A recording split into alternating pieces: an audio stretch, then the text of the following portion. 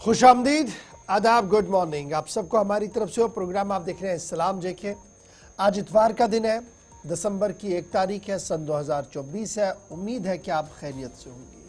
जम्मू कश्मीर के अंदर सुबह ठंड का असर काफ़ी ज़्यादा है। आप चाय की चुस्कियाँ ले लीजिए और हम आपके सामने जब हाजिर खिदमत है तो हम आपको बताएंगे कि न सिर्फ रियासत के हालात किस तरीके से है, बल्कि दुनिया भर के अंदर हालात ने किस तरीके से करवट बदली है।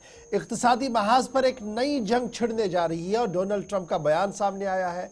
इस बीच लेबनान की सूरत हाल से भी आपको रूबरू करवाएंगे और जम्मू कश्मीर की हर छोटी बड़ी खबर से आपको बाखबर करेंगे कि प्रोग्राम है सलाम जेके, तो सुबह सुबह सलाम के साथ साथ आपको खबर से भी बाखबर करते हैं।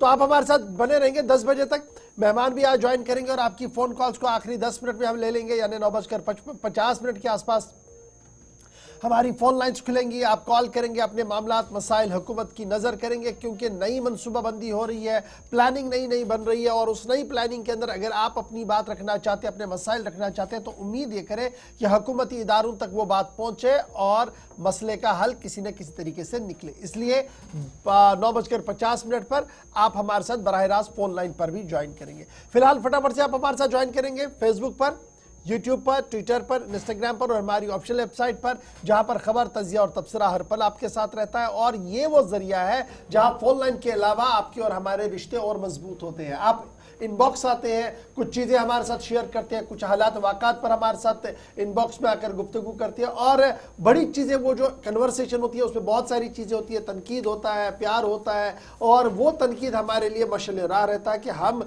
जब दोबारा आपके सामने आते हैं तो हम वो गलतियाँ ना दोहराएं और नए तरीके से आपकी आवाज़ को सही तरीके से आगे बढ़ाएं। तो फिलहाल इस प्यार को बरकरार रखिएगा, हमारे साथ ज्वाइन ज़रूर कीजिएगा सोशल मीडिया साइट्स पर भी और टीवी पर भी। फिलहाल प्रोग्राम के पहले पड़ाव पर आते हैं और सबसे पहले गौर कुछ आपको बताएंगे कि 1 दिसंबर को माजी में क्या कुछ हो चुका है। चंद अहम तरीन वाक़ात आपके सामने रखेंगे हिस्ट्री ऑफ द डे के साथ और उसके बाद बैनुल-अक़वामी खबरों से आज खबरों का होगा आगाज, क्योंकि 2 बड़ी अहम खबरें आपके साथ शेयर करने जा रहे हैं जिस पर दुनिया भर की नजरें हैं और दुनिया की सियासत नए साल के आगाज के साथ ही बदलने जा रही है। क्या कुछ वो दोनों खबरों को बताएंगे आपको, लेकिन सबसे पहले हिस्ट्री ऑफ द डे। बहुत बहुत शुक्रिया इशफाक गौहर। तो प्रोग्राम की शुरुआत है फॉर्मेट के मुताबिक तारीख में आज के दिन के हवाले से। आज 1 दिसंबर है और 1 दिसंबर के दिन मुल्की और आलमी सतह पर क्या कुछ हुआ है, चंद मालूमात वाक़ात है जो अब आपकी नज़र करेंगे और उसके बाद ही खबरों की शुरुआत करेंगे। और आज ही के दिन 1 दिसंबर को मुल्की और आलमी सतह पर साल 1933 में कोलकाता और ढाका के दरमियान पहली हवाई परवाज खदमात का आगाज हुआ है, वो आज ही का दिन था।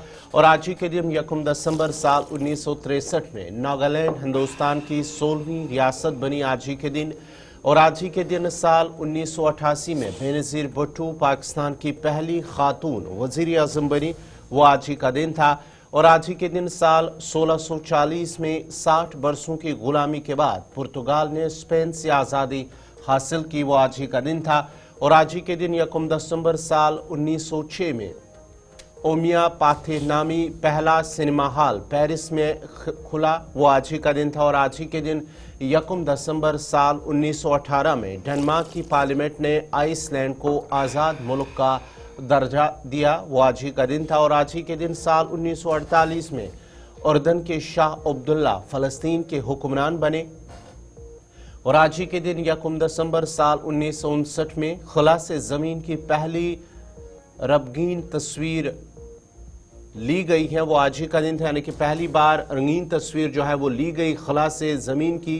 और आज ही के दिन 1 दिसंबर साल 1965 में सरहदी हिफाजती दस्ता BSF की तश्कील की गई है, आज ही के दिन। और आज ही के दिन साल 1974 में वर्जीनिया के ओपरेले में बोइंग 727 तैयारा हादसे का शिकार हुआ है, जिसके नतीजे में 92 अफराद की मौत हुई। और आज ही के दिन 1 दिसंबर साल 1976 में अंगोला अक़वाम मुत्तहिदा का रुकन बना, वो आज ही का दिन था। और आज ही के दिन साल 1988 में बांग्लादेश में गुरदावी तूफान से 596 अफराद की मौत, जबकि 5 लाख लोग बेघर हुए, वो आज ही का दिन था और साल था 1988। तो नाज़रीन, ये थी तारीख में आज के दिन के हवाले से। आज यानी कि 1 दिसंबर को मुल्की और आलमी सतह पर क्या कुछ हुआ है हमने आपको बताया है। अब बाज़ाब्ता तौर पर खबरों की शुरुआत करेंगे और खबरों की शुरुआत करेंगे इशफाक गौहर। चलिए जनाब, खबरों का आगाज करते हैं और सबसे पहले आपको जरा बताते हैं कि इजराइल और लेबनान के बीच मुआहिदा हुआ है। इस मुआहिदे के बीच एक बड़ा बयान रात देर गए जारी हुआ और वो बयान आज सुबह सुबह तमाम जरा ब्लॉग में छाया हुआ है, क्योंकि बयान हिजबुल्लाह के नए सरबराह की तरफ से सामने आया है। नईम कासिम का बड़ा बयान सामने आया है और नईम कासिम ने दावा पेश किया है कि हिजबुल्लाह की बड़ी जीत हुई है और इजराइल एक बार फिर लेबनान आते आते हार चुका है। उन्होंने कहा कि जो कुछ जिस तरीके से मुआहिदा की बातें हो रही है, मुआहिदा कोई भी नहीं हुआ है। दरअसल अक़वाम मुत्तहिदा की 1701 वाली करारदाद 1701 वाली जो करारदाद है उसको अमलाया गया है। कोई नई ट्रीटी नहीं हुई है, कोई नया अकॉर्ड नहीं हुआ है। फ्रेमवर्क वही है जो इंप्लीमेंट करना था, जिसे अमलाना था अक़वाम मुत्तहिदा की करारदाद के अंदर 1701 के अंदर, उसी को अमलाया गया है। इजरायली काबीना ने बाज़ाब्ता तौर पर जंगबंदी का मुआहिदा तय करने के लिए मंजूरी दे दी थी लेबनान के साथ, जिसके बाद हमने ये भी कहा था कि दोनों मुल्कों के बीच जो पिछले 14 महीनों से कॉन्फ्लिक्ट चल रहा था, तनाव था, वो आहिस्ता आहिस्ता करके ख़त्म हो रहा था। लेकिन सऊदर्न लेबनान में एक बार फिर हमले हुए थे, लेकिन उसके बावजूद भी गैर मुल्की खबरसां इदारों के मुताबिक रात देर गए नईम कासिम टीवी पर आए, जिन्होंने तमाम सूरत हाल पर बात रखी और ये साफ कर दिया कि हिजबुल्लाह के जो गुरेलाज है, हिजबुल्लाह का जो फौजी दस्ता है वो मुकम्मल तौर पर मुनज़्ज़म है और जो दावे पेश किए जा रहे हैं कि हिजबुल्लाह की लीडरशिप ख़त्म हुई है वो गलत है। और ज़मीनी सूरत हाल ये है कि इजरायली अफवाज का भरपूर मुकाबला किया गया और उस मुकाबले के दौरान इजराइल को इस बात का पता लगा कि जंगबंदी के बिना कोई दूसरा चारा नहीं है। यही वजह है कि जंगबंदी कर दी और यह मुकम्मल तौर पर हिजबुल्लाह की जीत है। एक बड़ा बयान नईम कासिम की तरफ से आया और ये नईम कासिम कौन है याद रखिएगा, हिजबुल्लाह की तरफ, ये अपने इजराइल की तरफ से लगातार ये दावे किए गए थे कि नईम कासिम को मारा गया, लेकिन कल अचानक से टीवी पर वो आए और उन्होंने अपना बयान जारी किया। न सिर्फ बयान जारी किया बल्कि आने वाले दिनों में हिकमत अमली किस तरीके से रहेगी, अक़वाम मुत्तहिदा समेत तमाम इदारों को किस तरीके से इन्वॉल्व किया जाएगा इजराइल के खिलाफ, उस पर भी उन्होंने अपनी बात रखी है।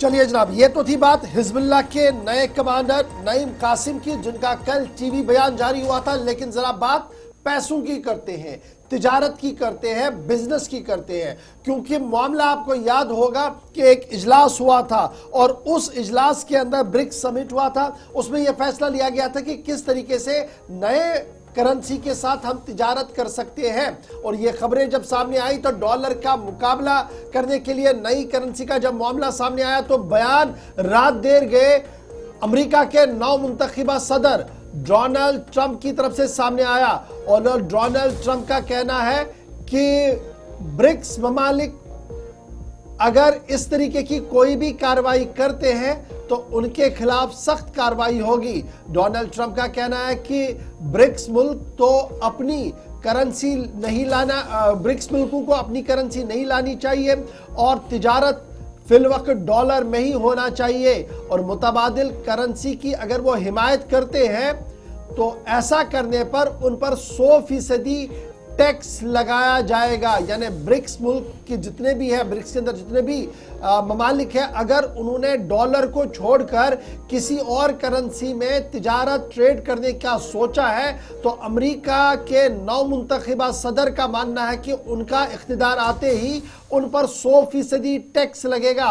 ट्रंप का कहना है कि आलमी मईशत में अमरीकी डॉलर का मुतबादिल कोई इम्कान नहीं है, अलबत्ता डॉलर के मुतबादिल करेंसी की हिमायत करने वाले ब्रिक्स मुल्कों को अमरीकी मईशत में जगह नहीं मिलेगी। बड़ा बयान उनकी तरफ से रात देर गए जारी कर दिया गया है। खबरसां एजेंसियों के मुताबिक ब्रिक्स मुल्क अपनी करेंसी में तिजारत का मंसूबा ज़ेर गौर रख रहे हैं और उस पर बात भी हो रही है। वाज़ेह रहे कि ब्रिक्स ममालिक में ब्राज़ील है, रूस है, भारत है, चीन है, जनूबी अफ्रीका है, इन्हीं मुल्कों पर मुश्तमिल यह ब्रिक्स है। और रवा ब्रिक्स में अरब इमारात, ईरान, मिस्र और कुछ दीगर मुल्कों को भी शमूलियत का इख्तियार दिया गया था। और वहीं पर यह बात चली थी कि डॉलर के मध्य मुकाबले में किस तरीके से तिजारत को आगे बढ़ाया जा सकता है, और नए मुंतखबा सदर अमरीकी सदर की तरफ से ब्रिक्स मुल्कों को तंबिया कर दिया है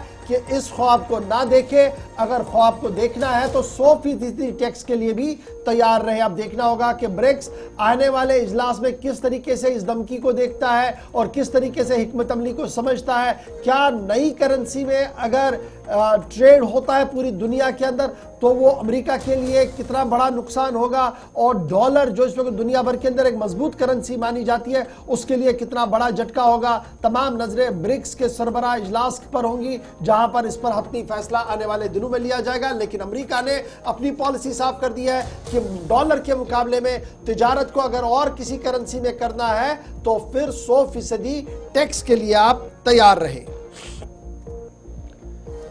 तो चलिए नाजरीन बढ़ते आगे जहां हमने मुल्की सतह पर जो बैरून ममालिक से खबर डोनाल्ड ट्रंप के हवाले से, उसके साथ साथ ही लेबनान और फ़लस्तीन और इसराइल के हवाले से खबर। अब ज़रा बढ़ते आगे बात ज़रा बैरून ममालिक से बड़ी खबर इस वक्त आ रही है कि एक मंशियात की एक बड़ी खेप जो है वो जब्त कर दी गई है। आपको बताते चले कि करीब 62 ममालिक का एक कॉम्बिंग ऑपरेशन है जिस दौरान कई टन मंशियात जब्त कर ली गई हैं। आपको बताते चले कि तारीख की सबसे बड़ी खेप जो है मंशियात की वो जब्त कर ली गई हैं और तकरीबन 1400 टन मंशियात की खेप को पकड़ ली गई है, उसे जब्त कर दिया गया है। और आपको बताते चले ये जो कोलंबिया की सरबराही में 62 ममालिक ने ड्रग डीलर्स के खिलाफ ऑपरेशन करते हुए तारीख की सबसे बड़ी हेरोइन की खेप पकड़कर मंशियात की स्मगलिंग के लिए जो इस्तेमाल होने वाले नए रूट का पता लगाया है। और इस दौरान एक ऑपरेशन के दौरान करीब 1400 टन मंशियात की खेप जब्त कर ली गई है। रिपोर्ट के मुताबिक कोलंबिया ने 62 ममालिक के साथ 2 हफ्तों के दौरान ये जो ऑपरेशन था, कॉम्बिंग ऑपरेशन, इस दौरान तारीख की सबसे बड़ी जो मंशियात की खेप है उसे बरामद किया है। और उसके साथ साथ ही 6 ऐसी किश्तियों में छापा मारा है जिसमें तकरीबन जो है वो मंशियात मिली हैं इस ऑपरेशन के दौरान। और रिपोर्ट के मुताबिक जो मंशियात की खेप उसका वजन तकरीबन 1400 टन माना जाता है, जिसमें 225 टन कोकीन और उसके साथ साथ ही 1000 टन गांजा शामिल है। इस कॉम्बिंग ऑपरेशन के दौरान इस मंशियात को जब्त कर लिया गया। याद रहे कि 1400 टन में से 225 टन कोकीन था और 1000 टन गांजा शामिल था जो जब्त कर लिया गया है। और इतनी बड़ी जो तादाद कोकीन की है ये माना जाता है कि एक बड़ा दचका है जो ड्रग माफिया है उनके लिए एक बड़ा दचका है, क्योंकि इतनी बड़ी मिकदार में जो ड्रग जो मंशियात है वो जब्त कर ली गई हैं। ये उन माफियाज के लिए एक बड़ा दचका करार दिया जाता है और माना जाता है कि अब तक की सबसे बड़ी जो खेप है मंशियात की वो जब्त कर ली गई है। बड़ी खबर, दुनिया भर में जो बड़ा क्रैकडाउन किया गया और दावा पेश किया जा रहा है कि दुनिया में सबसे बड़ा मंशियात का क्रैकडाउन किया गया, जिसमें तकरीबन 14,000 टन मंशियात जब्त की गई है। और इस ऑपरेशन में 62 मुल्क 62 कंट्रीज का यह ऑपरेशन था, जिसमें सबसे बड़ा दुनिया का यह ऑपरेशन माना जा रहा है, जिसमें एक आबदोज के अंदर भी मंशियात को पकड़ा गया और साथ साथ सेमी सबमरीन्स और दीगर चीज़ों का इस्तेमाल करते हुए ही इस ऑपरेशन को कामयाबी के साथ किया गया। अक़वाम मुत्तहिदा ने भी इस ऑपरेशन पर खुशी का इजहार किया है। तो दुनिया भर के अंदर यह माना जा रहा है कि सबसे बड़ा ऑपरेशन है, जहां पर 62 कंट्रीज ने ज्वाइंटली ये ऑपरेशन शुरू किया। और अभी तक जो इतलात है कि 1400 टन मंशियात की खेप जो है वो मुख्तलिफ जगहों से बरामद कर ली गई है। चलिए जनाब, ये तो थी बात फटाफट से जो हमने आपके सामने कुछ बैनुल-अक़वामी सतह की खबरें रखी है, लेकिन जरा रुख जम्मू कश्मीर का करते हैं। और जम्मू कश्मीर के अंदर नए साल के आगाज के साथ ही इजलास भी होना है, असेंबली का इजलास हो सकता है क्योंकि ये बजट इजलास है। और बजट इजलास के पेश नज़र तमाम तैयारियां इंतजामिया की तरफ से कर दी गई है। इब्तिदाई खबरों के मुताबिक बजट का इजलास से कबल तमाम स्टेक होल्डर्स के साथ मुज़ाकरात और मशावरत का सिलसिला भी होगा। ताहम इतलात के मुताबिक 15 से 20 जनवरी के दरमियान जम्मू कश्मीर असम्बली का बजट इजलास हो सकता है और बजट को पेश करने की हवाले से 15 से 20 तारीख के दरमियान जम्मू कश्मीर असम्बली के अंदर बजट को पेश किया जा सकता है। और जब बजट पेश किया जाएगा तो सीधी सी बात है कि अब की बार कुछ अहम और बड़े फैसले भी लिए जा सकते हैं, जिसमें 200 यूनिट बिजली माफ करने का फैसला भी हो सकता है। न सिर्फ 200 यूनिट बिजली माफ करने का फैसला होगा, बल्कि गैस सिलेंडरों के अंदर रियायत और दीगर मामलात को भी सरफहरिस्त रखा गया है। याद रखिएगा 5 नवंबर को लेफ्टिनेंट गवर्नर मनोज सिन्हा साहब ने इजलास से खिताब किया था श्रीनगर के अंदर, जब मुख्तसर सा इजलास हुआ था।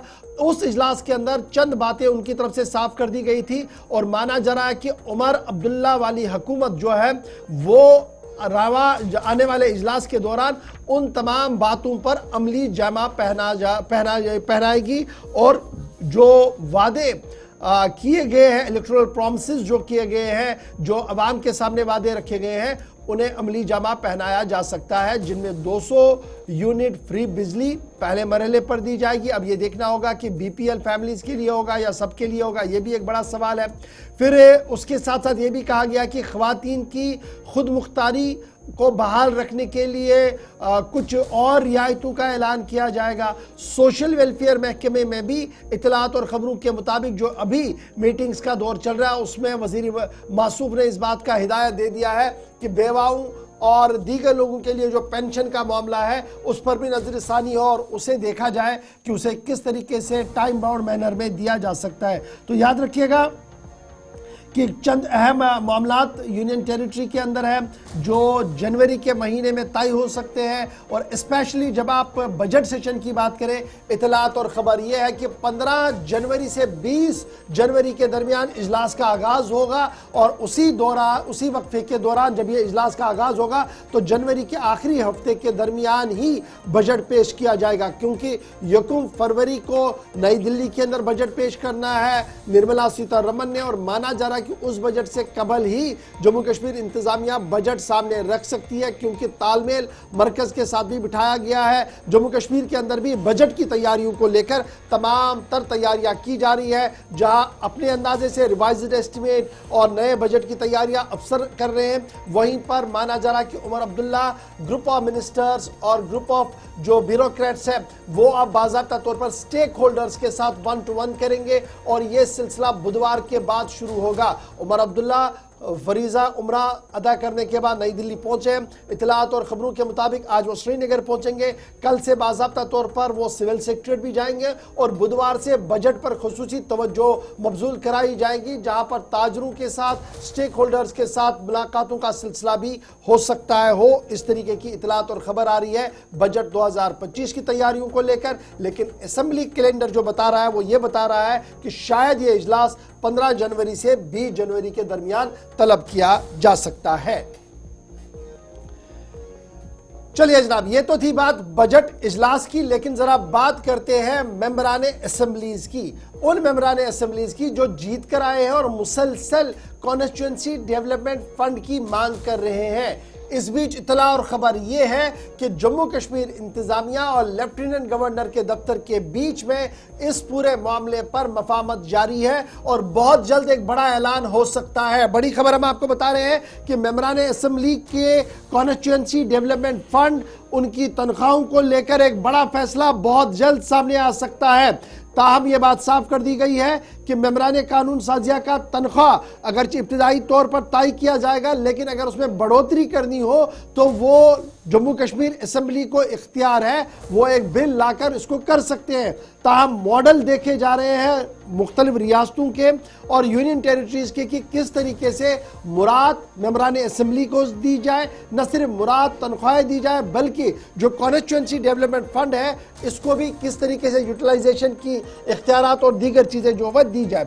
याद रखिएगा कॉन्स्टिट्यूएंसी डेवलपमेंट फंड को लेकर लेफ्टिनेंट गवर्नर भी मुतहरिक हो गए हैं और लेफ्टिनेंट गवर्नर मनोज सिन्हा ने प्लानिंग और मॉनिटरिंग डिपार्टमेंट को यह हुक्म जारी किया है कि सीडीएफ एमएलएज का जो है वो जल्दी से तय किया जाए, उसके गाइडलाइंस को तय किया जाए ताकि जल्दी से ये काम जो है वो आगे बढ़ सके और मेंबरान कानून साजियां अपने अपने हल्के इंतखाब के अंदर काम को आगे बढ़ा सके। याद रखिएगा 3 करोड़ रुपया सीडीएफ का पैसा एक मेंबर असेंबली के पास रह सकता है, क्योंकि लास्ट असेंबली के अंदर भी लगभग इसी तरीके का बंदोबस्त रखा गया था और अब की बार भी लगभग 3 करोड़ को फिलहाल बरकरार रखा जाएगा। उसके बाद शायद इस पैसे को बढ़ाया भी जाए। याद रखिएगा लास्ट असेंबली हमारी 87 एमएलएज की थी, अब की बार एमएलएज की तादाद 90 हो गई है और इसमें 5 नए एमएलएज को भी आना है, जिनमें एक खातून है, एक रिफ्यूजी है, वेस्ट पाकिस्तानी है,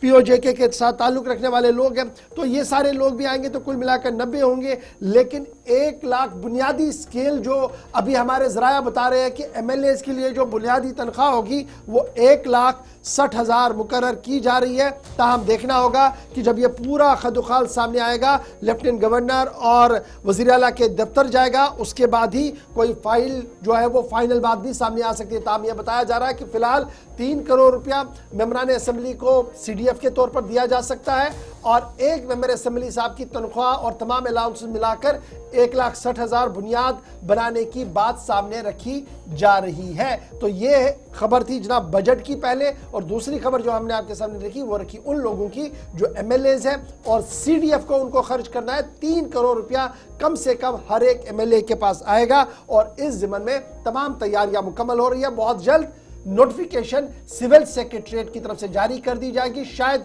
इंतजार हो रहा है उमर अब्दुल्ला साहब का, जो मंडे से यानी कल से बाज़ाब्ता तौर पर सिविल सेक्रेटरीट के अंदर मौजूद रहेंगे, जिसके फौरन बाद ये 2-3 ऑर्डर जो है वो बैक टू बैक देखने को मिल सकते हैं।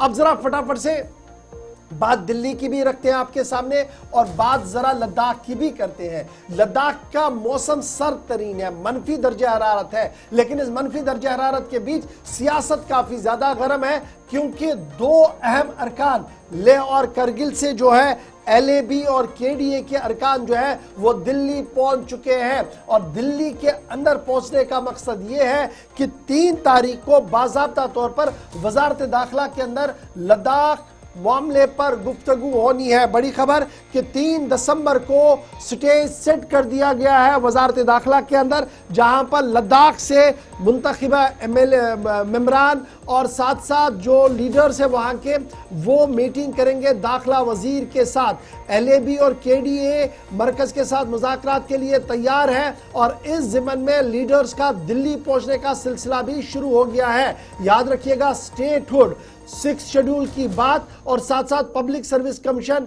लोकसभा की 2 निशस्तें और दीगर मामलात को लेकर लद्दाख की लीडरशिप लगातार डिमांड कर रही थी कि उन्हें बाज़ाब्ता तौर पर मुज़ाकराती अमल का हिस्सा बनाकर इसको आगे बढ़ाया जाए। तो याद रखिएगा 20 तारीख को प्रशांत लोखंडे जो ज्वाइंट सेक्रेटरी होम डिपार्टमेंट के हैं, उन्होंने जम्मू कश्मीर लद्दाख के हवाले से सोनम वांगचुक जो लीडर है अपेक्स बॉडी के और केडीए के, उनके साथ मीटिंग की थी, जिसके बाद यह फैसला हुआ था कि 3 दिसंबर को बाज़ाब्ता तौर पर मुज़ाकरात दिल्ली के अंदर होंगे, जिसमें तमाम लोग जो है वो आएंगे। इस बीच खबर यह है कि 3 तारीख से कबल केडीए और एलएबी के लीडर्स दिल्ली के अंदर आज मुलाकात कर रहे हैं और ये मुलाकात करने का मकसद ये है कि लाइन ऑफ एक्शन को तय किया जाए ताकि 3 तारीख को जब मीटिंग हो तो उसमें कोई इफ एंड बट वाला मामला या 2 अलग अलग जो डिवीजन्स अभी लद्दाख के अंदर है, लेह और करगिल, उनकी अलग अलग कोई बोली सामने ना आए। क्योंकि इस पूरी बातचीत के दौरान मेंबर पार्लियामेंट भी रहेंगे, लद्दाख पहाड़ी तरक्याती काउंसिल करगिल के जो सरबराह है वो भी रहेंगे, लद्दाख पहाड़ी तरक्याती काउंसिल लेह के सरबराह रहेंगे, उसके अलावा एलएबी और केडीए के लीडर्स, सिलेक्टेड लीडर्स भी इस इजलास का हिस्सा बनेंगे। सीधे लद्दाख चलेंगे जहां से मोहम्मद इसाक हमारे साथ फोन लाइन पर ज्वाइन कर चुके हैं। इसाक, अपडेट करिए। खबर यह है कि लीडर लद्दाख से दिल्ली के लिए रवाना हुए हैं और आज शाम को दिल्ली के अंदर अहम तरीन मीटिंग, इंटरनल मीटिंग है, जिसके बाद लाइन ऑफ एक्शन खींचा जाएगा और 3 तारीख के लिए तैयारियां मुकम्मल की जाएंगी, क्योंकि 3 तारीख को बाद दोपहर यह इजलास होना है वजारत दाखिला के अंदर।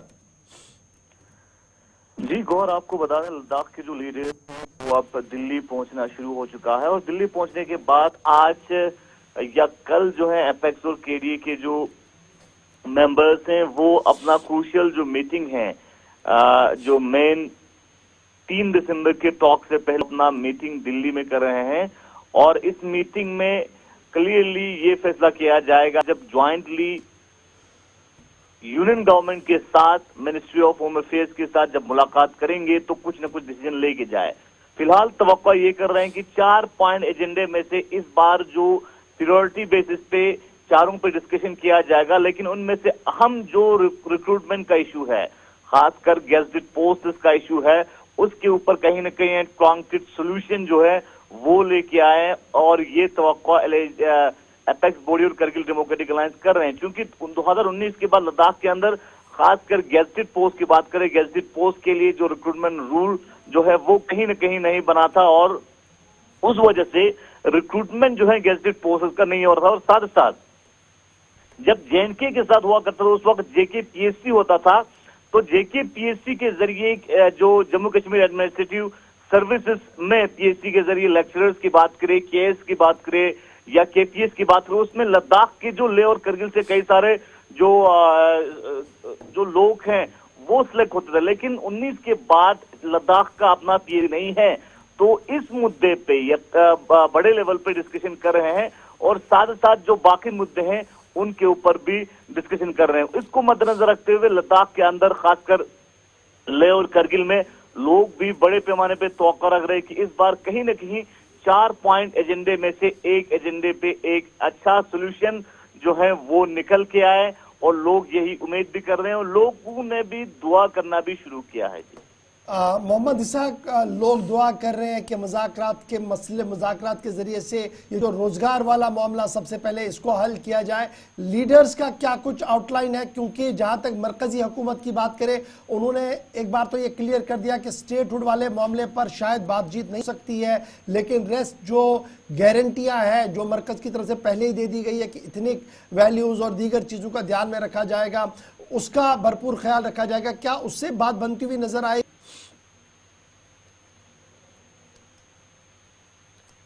इसहाक, क्या अब तक हमारी आवाज आ रही है? शायद इनके साथ राब्ता मुनक़ता हुआ। नाज़रीन, आपको बताते चले कि दिल्ली के अंदर इस वक्त केवीडी और एलएबी जो लद्दाख लेह एपेक्स बॉडी और करगिल डेमोक्रेटिक अलायंस हैं, दोनों जो जमातों के सरबरान हैं वो दिल्ली के अंदर इस वक्त मौजूद हैं, क्योंकि 3 दिसंबर को दिल्ली के अंदर वजारत दाखिला के साथ एक अहम मीटिंग होने वाली है और इससे काबुल दोनों के दरमियान एक अहम इजलास होगा। क्या कुछ तय पाया जाएगा और उसके सामने वजारत दाखिला के सामने अपने मुतालबा पहले ही 4 फार्मूला 4 एजेंडा उनके सामने रखना, उस पर भी बातचीत होगी। नाजरीन, सलाम जी के प्रोग्राम जारी रहेगा, लेकिन यहाँ पर छोटा सा तिजारती वक्फा।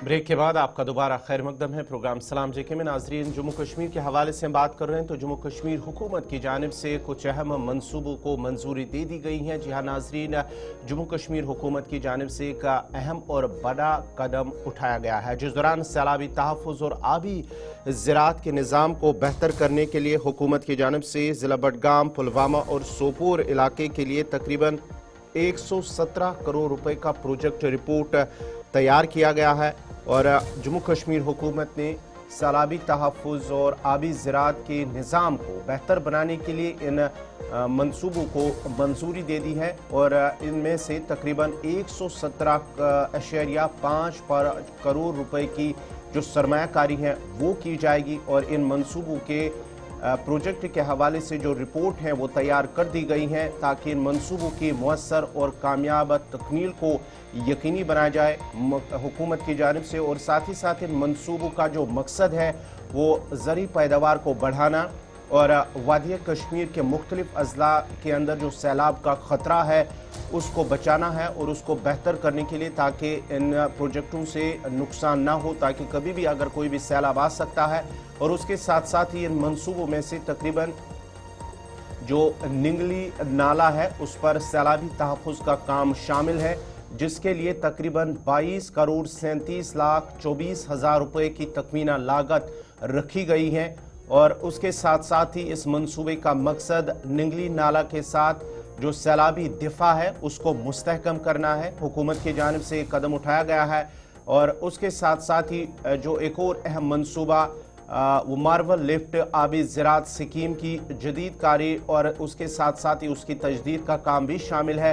और उस प्रोजेक्ट के लिए 47 करोड़ 36 लाख 23 हज़ार रुपये मुख्तस किए गए हैं। और इस मंसूबे के तहत आबी ज़राअत की स्कीम को जदीद बनाया जाएगा। हुकूमत की जानिब से इस हवाले से जो प्रोजेक्ट है उसको हतमी शक्ल दी जा रही है। 117 करोड़ रुपए का जो प्रोजेक्ट है उस सिलसिले में रिपोर्ट को तैयार कर दिया गया है। और उसके साथ साथ ही ज़िला बडगाम के अंदर जो एक और प्रोजेक्ट है जो ना खान साहब के अंदर, जहां पर कटाव पर जो सैलाब के दौरान ज़मीन का कटाव होता है, क्योंकि जब सैलाब आता है उस नाले के अंदर उसके साथ साथ उस सैलाबी तहफ़्फ़ुज़ के लिए फौरी इक़दाम उठाने के लिए तकरीबन 11 करोड़ 99 लाख और 17 हज़ार रुपये मुख्तस किए गए हैं। और इस मंसूबे का मकसद जो ज़मीन के कटाव हैं उसको कम करना और सैलाब के दौरान जो इंफ्रास्ट्रक्चर को नुकसान पहुंचता है उसको बचाना है। हुकूमत की जानिब से इस हवाले से ये कदम उठाया गया है। और उसके साथ साथ ही लार आपाशी नहर की बेहतरी और अपग्रेडेशन के लिए तकरीबन 25 करोड़ रुपए की सरमायाकारी को मंजूरी दे दी गई है। और इन मंसूबे न सिर्फ आपाशी को बेहतर बनाएगी बल्कि इस इलाके में मिट्टी के कटाव और साथ ही साथ सैलाब के खतरात को भी कम करेगा। इसके अलावा पुलवामा में दोबी कल की जदीद कारी और बेहतरी के मंसूबे के लिए तकरीबन 10 करोड़ 82 लाख 97 रुपए की मंजूरी रकम जो है वो मंजूर किए गए हैं। और इस मंसूबे का मकसद है दोबी कल के साथ सैलाबी और कटाव के खतरात से निमटना है, ताकि जो इर्द गिर्द जो लोग रहते हैं उनका तहफ़्फ़ुज़ करना ये हुकूमत की जिम्मेदारी है। तो चलिए नाजरीन, ये थी अहम प्रोजेक्टों के हवाले से बात। अब जरा बढ़ते हैं आगे, बात जरा बेंगलोर की करते हैं, क्योंकि बेंगलोर के अंदर कश्मीरी तलबा मुख्तलिफ कॉलेजों के अंदर जो वहाँ पर ज़ेर तालीम है उनकी जानिब से मुबैना इल्ज़ाम कॉलेज इंतज़ामिया पर लगाया गया है। बेंगलोर के अंदर जो बड़ी और अहम खबर, तलबा की जानिब से उन्हें नमाज जुमा अदा करने की इजाज़त नहीं दी गई है।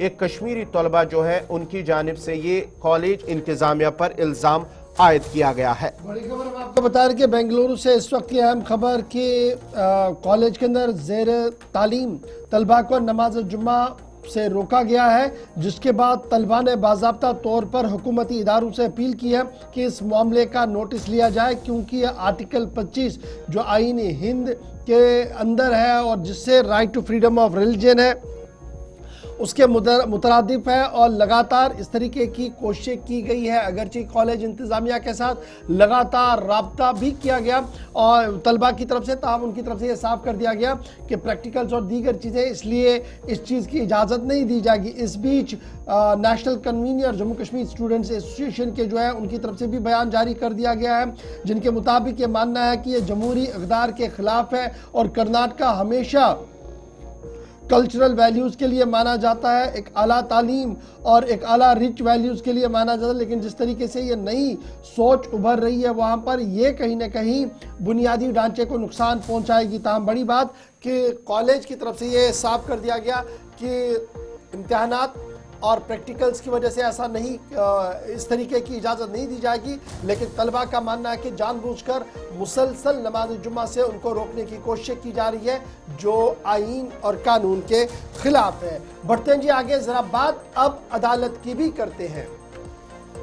जम्मू कश्मीर लद्दाख हाई कोर्ट का मामला, और जम्मू कश्मीर लद्दाख हाई कोर्ट ने अपने उस फैसले को बरकरार रखा और ये बात साफ कर दी कि जम्मू कश्मीर के लोगों को इंसाफ मिलना चाहिए, क्योंकि पब्लिक इंटरेस्ट लिटिगेशन पर एक बार फिर जम्मू कश्मीर लद्दाख हाई कोर्ट ने यह साफ कर दिया कि जीएसटी ट्रिब्यूनल का कयाम जम्मू कश्मीर के अंदर होना चाहिए। और ये जीएसटी ट्रिब्यूनल बनाने के हवाले से इससे पहले भी जम्मू कश्मीर लद्दाख हाई कोर्ट ने इस ज़िम्मन में बात रखी थी और उस वक्त एडवोकेट जनरल की तरफ से ये बात कही गई थी कि ट्रिब्यूनल बनाने के हवाले से तैयारियां की गई है। लेकिन कल इस बहस पर एक बार फिर मामला आया और मामला डिवीजन बेंच के सामने था, जिस दौरान जम्मू कश्मीर लद्दाख हाई कोर्ट के डिवीजन बेंच ने जम्मू कश्मीर के सेक्रेटरी फाइनेंस को 1 जनवरी को अदालत के अंदर पेश रहने का हुक्म जारी कर दिया है। सोमोमोटो लिया गया था पब्लिक इंटरेस्ट लिटिगेशन का, जिसके अंदर यह कहा गया था कि जीएसटी ट्रिब्यूनल बनाया जाए जम्मू कश्मीर के अंदर, और यह ट्रिब्यूनल बनाने के लिए बाज़ाब्ता तौर पर जस्टिस ताशीर अबिस्तान साहब, जस्टिस पुनीत गुप्ता साहब ने इससे पहले भी यह कहा था कि यह बनना चाहिए। 14 अगस्त को रवा साल के दौरान भी यह मामला जब सामने आया था तो उस वक्त एडवोकेट सरकारी वकील की तरफ से यह बात सामने रखी गई थी कि डायरेक्शन जो कोर्ट की तरफ से आई है इसे अमलाया जाएगा और तैयारियां की गई है। लेकिन 3-4 माह गुजरने के बावजूद भी जब यह मामला नहीं तय हुआ तो फाइनेंस सेक्रेटरी को 1 जनवरी को बाज़ाब्ता तौर पर कोर्ट के अंदर हाजिर रहने के लिए कह दिया गया है और यह साफ कर दिया गया है कि यह मामला इंतहाई अहम है। जिस तरीके से टेक्निकल मेंबर्स और दीगर लोगों की सिलेक्शन करनी थी वो सुस्त रफ्तारी से चल रही है, जो कोर्ट को मुकम्मल तौर भी पसंद नहीं है। अगली समात 1 जनवरी को इसमें होगी, जिसमें सेक्रेटरी मालियात को तलब कर दिया गया है अदालत के अंदर। मामला जीएसटी ट्रिब्यूनल का है जिसका कयाम जम्मू कश्मीर के अंदर करना था और इस ज़मन में थोड़ी सी पेशरफ जरूर हुई थी, लेकिन जिस तेजी के साथ हुक्मनामे कोर्ट के हुक्मनामे को मिन्नो अन मानना था उसमें लैतुलैल हुआ, जिसके बाद कल बाज़ाब्ता तौर पर डिवीजन बेंच ने इस बात का फैसला लिया कि 1 जनवरी को जो सेक्रेटरी मालियात, सेक्रेटरी फाइनेंस डिपार्टमेंट है वो हाजिर रहेंगे कोर्ट के अंदर और बताएंगे कोर्ट को कि कोर्ट के अहकामात को नजरअंदाज क्यों किया गया और ट्रिब्यूनल में क्या कुछ पेशरफ्त हुई है। चलिए जनाब, खबर के सफर को बढ़ाते हैं आगे और जरा बात करते हैं हैंडीक्राफ्ट की। और हैंडीक्राफ्ट के अंदर एक और चीज, एक और मामला जो है वो जुड़ चुका है और माना जा रहा है कि ये सनत जुड़ने से हजारों लोगों को इससे बराह रास्त फायदा मिलेगा। स्पेशली साउथ कश्मीर के अंदर एक खुशी की लहर इस पूरे मामले के बाद देखने को मिली है।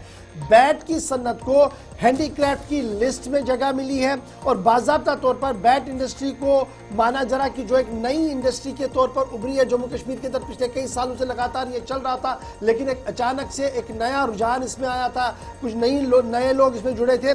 लेकिन कल हुकूमत की तरफ से ये साफ कर दिया गया कि बाज़ाब्ता तौर पर ग्लोबल रिकॉग्नाइजेशन कश्मीरी बैट को मिली है, यानी कश्मीरी बल्ले को दी जा रही है और नोटिफाई कर दिया गया कि ये हैंडीक्राफ्ट का अब हिस्सा बनेगा। जम्मू कश्मीर इंतजामिया ने ऑफिशियल नोटिफिकेशन जारी कर दी है।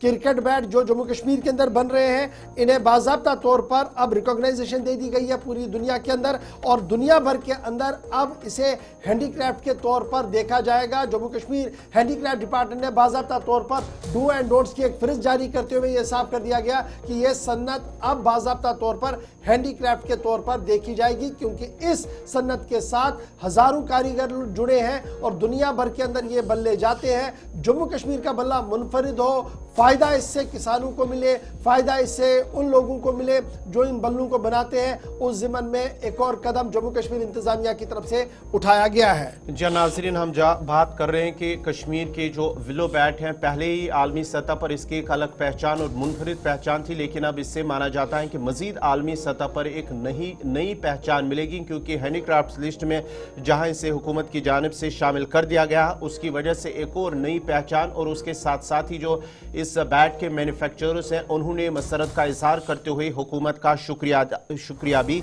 अदा कर दिया है। जो लाखों अफराद इसके साथ जुड़े हुए हैं, खासकर साउथ कश्मीर के अंदर, बिजबिहारा के अंदर इसके साथ काफ़ी सारे लोग हैं, मैन्युफैक्चरर्स हैं जो ये बैट बनाते हैं, जो आलमी सतह पर इससे पहले भी जो मशहूर क्रिकेटर्स हैं, चाहे भारत की हम बात करेंगे या वर्ल्ड क्रिकेटर्स हैं, उन्होंने कश्मीरी विलो बैट की काफ़ी तारीफ़ें की हैं।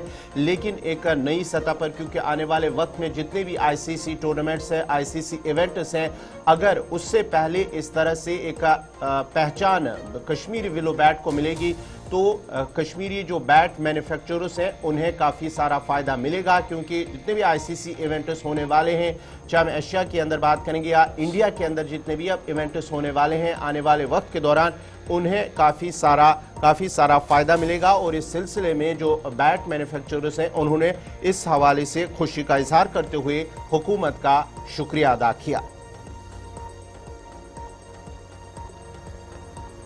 यूज करेगा तो वो सब हैंड टूल से ही बनता है। तो अब जबकि हमारा बैट हमने अपनी गवर्नमेंट को एक अल्टरनेटिव दिया है, एक एसेट हाथ में दिया है कि आप इसको पूरी दुनिया के सामने ले जाएं, इसको आप प्रोजेक्ट करें ताकि इस इंडस्ट्री को एक बढ़ावा मिल सके। आईसीसी का अप्रूवल, पिछले 5 world cup, 4 men's world cup, 1 women's world cup इस साल का, तो ये हमारे पास एक एसेट आ गया कि पूरी दुनिया को हम दे सके and we can bring money to the country. अब इस प्रोडक्ट को इंडियन हैंडीक्राफ्ट डिपार्टमेंट ने जब इसको लिस्ट कराया, गवर्नमेंट ऑफ इंडिया का मिनिस्ट्री ऑफ टेक्सटाइल्स ने हैंडीक्राफ्ट लिस्ट में इंक्लूड किया, तो इसका ये मकसद है कि हमारे जो क्राफ्ट्समैन हैं, दस्तकार है, इस सनत के साथ वाबस्ता, उनको एक रिकग्निशन मिल जाए, उनको गवर्नमेंट का फाइनेंशियल सपोर्ट मिल जाए, हर कोई सपोर्ट जो दूसरे हैंडीक्राफ्ट्स को मिलता है वो इस इंडस्ट्री को एक्सटेंड हो जाए। और उसके अलावा जो हमारी इंडस्ट्री है, जो अभी तक की आज की डेट में 400 से ज्यादा कारखाने जिस पे मुश्तमिल हैं, तो उनको एक इंटरनेशनल प्रोजेक्शन मिलेगी। और हमारी दस्तकारी के साथ साथ अगर आप देखेंगे, कश्मीर जाना जाता है जस्ट फॉर हैंडीक्राफ्ट्स मेनली, जिसमें हमारा वुड कार्विंग है, जिसमें हमारा पेपर माशी है, तो उसके साथ साथ हमारा शॉल है, पश्मीना है, ये सब चीजें, कालीन, तो उसके साथ साथ में जब स्टॉल्स लगेंगे, इंटरनेशनल स्टॉल्स, और उन पे हमारा प्रोडक्ट भी उनके साथ में प्रोजेक्ट हो जाएगा, तो हमारी इंडस्ट्री को एक और डिपार्टमेंट मिल गया जो इसको प्रोजेक्ट कर सके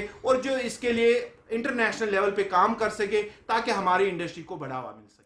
बैट मैन्युफैक्चरर जिनका मानना है कि इस लिस्ट में शामिल करने से एक नई पहचान और उसके साथ साथ ही रोजगार के मौके भी पैदा होंगे और इसके साथ जो कारोबारी जो लोग जुड़े हुए हैं उन्हें काफी ज्यादा फायदा मिलेगा।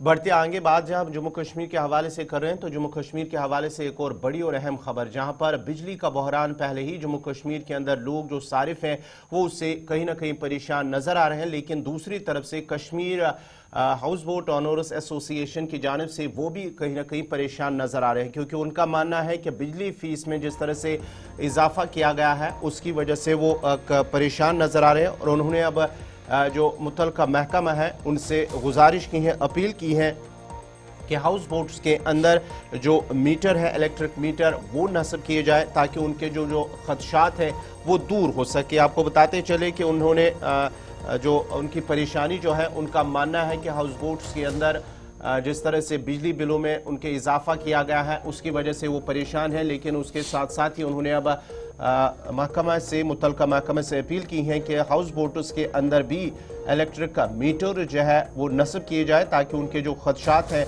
वो दूर हो सके। और जो बिजली फीस में इजाफा हुआ है उस पर नजरसानी करने की भी उन्होंने हुकूमत से अपील की है। आपको बताते चले कि जम्मू कश्मीर के अंदर इस वक्त जो बिजली का बहरान है उसकी वजह से हर खास आम काफ़ी परेशान नजर आन, लेकिन दूसरी तरफ से हाउस बोट ऑनर्स एसोसिएशन ने बिजली फीस में हो रहे इजाफे को लेकर भी हुकूमत से मुतालबा किया। मांग है कि हाउस बोट्स के अंदर मीटर नस्ब किए जाए और जो बिजली फीस में इजाफा हुआ उस पर भी नजरसानी की जाए। चलिए, इस खबर पे हमारे साथ इस वक्त जुड़ चुके हैं कश्मीर जो हाउस बोट ऑनर्स एसोसिएशन के सदर मंजूर साहब इस वक्त फोन लाइन पे हमारे साथ जुड़ चुके हैं। बहुत बहुत शुक्रिया जुड़ने के लिए। मंजूर साहब, जिस तरह से बिजली फीस को लेकर हाउस बोट ऑनर्स की जानिब से ये उन्होंने खदशा जाहिर किया कि बिजली फीस में इजाफा, उसकी वजह से वो परेशान है और अब हुकूमत से मुतल्लिका महकमा से मांग की है, मुतालबा किया कि मीटर जो है वो नस्ब किए जाए। गौर साहब, आपका शुक्रिया। ये सही बात है कि जो बिजली में अभी हाइक हुई है फ्रीक्वेंटली, तो ये हर 2 महीने के बाद हमें देखने को मिलता है। हमारी जो फ्लैट रेट्स थी, हम 1500 से 6500 तक पहुंच गए हैं और आपको पता है कि 4-5 महीने से बिल्कुल बिजनेस उतना नहीं है, ऑक्यूपेंसी 10% है। और जो हमारे छोटे हाउस बोट्स हैं, 2 कमरे वाले हैं, डाउन द ग्रेड हैं, हमारी अलग अलग कैटेगरीज होती हैं, तो वो उन बेचारों को भी ये 6000 भरने पड़ते हैं, 5000 भरने पड़ते हैं। बिजनेस उनके पास कुछ भी नहीं है। इवन डिलैक्स हाउस बोट्स हैं, अगर आप देखेंगे कि विंटर में मेजॉरिटी ऑफ हाउस बोट्स बंद रहते हैं, कोई काम नहीं होता है, उनको मेंटेनेंस करने की जरूरत होती है। जो हमारा बॉटम है उसको बहुत सारे खर्चे होते हैं और जो बिजली हम खर्च भी करते नहीं तो उसका भी हमें पैसा भरना पड़ता है। हमने कंसर्न डिपार्टमेंट से कई सालों से ये मुद्दा उठाया है कि हमें आप मीटर लगा दीजिए, जितना भी हम बिजली यूज करेंगे उसके हिसाब से हम पे करेंगे। वैसे भी अगर आप देखेंगे कि ये फिर बर्डन एक टूरिस्ट पे भी पड़ जाता है और वैसे भी हमारी जो डेस्टिनेशन है बड़ी कॉस्टली मानी जाती है, तो अगर इन चीजों में हाइक होता जाए तो नेचुरली हमारे टैरिफ में भी हाइक होता है, तो फिर ये भी एक इम्पैक्ट जो है सही नहीं पड़ता है। हमारी यही मतलब रिक्वेस्ट है डिपार्टमेंट से, जब तक आप मीटर लगाएंगे तब तक आप बिजली में हाइक न कीजिए जो भी नॉन मीटर्ड एरिया। ये हमारी उनसे एक मोतबराना रिक्वेस्ट है। अच्छा जी, कल पख्तून साहब ये भी देखा गया कि जो स्टेटमेंट आया उसमें कहा गया कि जनाब हमारा ऑफ सीजन चल रहा है। ये ऑन सीजन कौन सा होता है और ऑफ सीजन कौन सा है? जी, जो मेन टूरिज्म यहाँ पे होता है वो 5-10 अप्रैल से स्टार्ट होता है अप टू जुलाई। तो जुलाई के बाद यात्रा होती है, तो यात्रा में जो पिलग्रिम्स आते हैं तो उनका एक अलग रहने का होता है, वो सीधे गुफा पे जाते हैं फिर वापस जाते हैं, तो वो सारे लोग ठहरते नहीं है। तो अगर हम मेन सीजन मानेंगे वो हमारा अप्रैल से जुलाई तक होता है, फिर यात्रा का होता है, उसके बाद फिर लीन पीरियड होता है, फिर उसके बाद अगर 10-15-20 दिन वो दशहरा वगैरह जो छुट्टियां होती है वो होता है। बाकी फिर विंटर्स में तो हाउस बोट्स बंद पड़े रहते हैं क्योंकि सबके पास वो फैसिलिटी नहीं, विंटर टूरिज्म होता है वो तो श्रीनगर ज्यादा आता नहीं है, तो वो गुलमर्ग ज्यादा जाता है। अगर आप देखेंगे कि जो हमारा मेन बिजनेस रहता था वो वही पहले 90 डेज का होता था, फिर 120 डेज का होता था। 1-2 सालों से अच्छा बिजनेस चला, तो उसमें विंटर भी ठीक, मैं कहता हूँ मैक्सिमम जो हमारी ऑक्यूपेंसी थी वो रही। ओवरऑल अब टूरिज्म वही है, 4-5 महीने से हमारी ऑक्यूपेंसी 5 से 10% है। अच्छा, ये जो मीटर लगाने वाली बात है, डिमांड आपकी अच्छी है, भाई साहब मीटर लगाइए, जितना हमारा बिल बनता है वो लीजिए, वो आप लीजिएगा। तो उसमें डिपार्टमेंट की तरफ से कोई बात सामने रखी गई कि कब तक ये प्रोसेस होगा कंप्लीट? देखिए जनाब, हमने ये 2 साल से हम इनको बोल रहे हैं। जो हमारे प्रिंसिपल सेक्रेटरी तब 2 साल पहले थे, उनके साथ बिजली के आला अफसरान है, उनके साथ हमारी मीटिंग में हम कहते हैं जितनी जल्दी आपसे हो सके मीटर लगा दिए। अब पता नहीं उनकी वहां से क्यों ये डिले हो रहा है, तो हम उसी का वेट कर रहे हैं। अगर मीटर अभी नहीं लगेगा तो बिल्स में भी हाइक नहीं होनी चाहिए तब तक, तो हमारी ये रिक्वेस्ट है। और बताइएगा पख्तून साहब कि अभी ऑफिशियली रजिस्टर्ड कितने हाउस बोट्स हैं, जो बिना रजिस्ट्रेशन के हैं वो कितने हैं? जी, हमारे जो अभी रजिस्टर्ड हैं वो करीब 800 तक होंगे। उसमें जो निगीन लेक हमारा है, निगीन लेक में मीटर लगे हुए हैं। जो निगीन लेक है, निगीन लेक का मीटर्ड एरिया, खाली डल लेक में मीटर नहीं लगे हुए हैं। तो डल लेक में आपका मानना है कि तकरीबन 800 के करीब हाउस बोट्स है जहां पर मीटर लगाना है? नहीं सर, 800 से कम ही होंगे। 800 तो नहीं होंगे, 800 से कम ही होंगे। ये तो रजिस्टर्ड वाली हुई, जो बिना रजिस्ट्रेशन के डल के आसपास है वो कितने हैं? 600-650 तक होंगे सर वो। और हमारी एक और कैसे क्या, विंटर में लोड शेडिंग ज्यादा होती है तो ट्रांसफार्मर्स की भी प्रॉब्लम होती है। हमें एक्स्ट्रा ट्रांसफार्मर दीजिए आप। अगर लोड ज्यादा एक ट्रांसफार्मर में पड़ता है तो कभी वो खराब हो जाता है, तो हफ्ते भर भी वो ठीक नहीं होता है। तो इन चीजों को भी हमें देखने की जरूरत है। ये भी हमारी एक डिमांड है या रिक्वेस्ट है आला अफसरान से। अच्छा, तो ये चीजें भी जरा पख्तून साहब जरा क्लियर कीजिए, क्योंकि जब मैं आपसे गुफ्तगू कर रहा था सोशल मीडिया पर कुछ लोग ये भी लिख रहे हैं रजिस्टर्ड मतलब जो सरकार के तमाम ज़वाइद कवाबिद को पूरा करते हैं और सिस्टम के दायरे में है। ये बिना रजिस्ट्रेशन के जो लोग हैं, क्या ये गैर कानूनी तौर पर वहां पर है? सर हमारा बिना रजिस्ट्रेशन कोई नहीं है, सारे रजिस्टर्ड विद द डिपार्टमेंट है। उसमें हमारे कुछ हाउस बोट्स 141 हाउस बोट्स हैं, वो रिवर जहलम, चिनारबाग और डल लेक को लेकर वो रिहेबिलिटेशन पॉलिसी में है, मगर उनको अभी रिहेबिलिटेट नहीं किया गया, मगर उनके यूनिट्स हैं। कोई हमारा वहाँ विदाउट लाइसेंस या गैर कानूनी काम नहीं करता है। चलिए, बहुत शुक्रिया जी मंजूर पख्तून हमारे साथ ज्वाइन करने के लिए। हाउस बोट के अंदर बाज़ाब्ता तौर पर मीटरिंग की जाए, डिमांड की जा रही है सार्फिन की तरफ से, और कहा जा रहा है कि जनाब ये जो आर्बिट्रेटरी बिल्स जब जितनी मर्जी चाहे आ रही है उस पर जरा रोक लगे और बाज़ाब्ता तौर पर बिलिंग का प्रोसेस आगे बढ़ाया जाए। चलिए, विंटर्स ने दस्तक दे दी है। थोड़ी देर में हम आपको बताएंगे कि सरमा का मौसम किस तरीके का है और किस तरीके की धुंध होगी और क्या नई बात कौन सी इसमें सामने आ रही है वो तो जरूर बताएंगे। लेकिन खेल शायकीन के लिए एक अच्छी खबर है। अभी तक हम देख रहे थे कि गुलमर्ग के अंदर या पहलगाम के अंदर विंटर स्पोर्ट्स एक्टिविटियां होती थी, लेकिन अब की बार जम्मू कश्मीर इंतजामिया ने यह फैसला लिया है कि विंटर एक्टिविटीज को बढ़ाया जाएगा और सोनमर्ग के इस दायरे में लाने की बात कही गई है।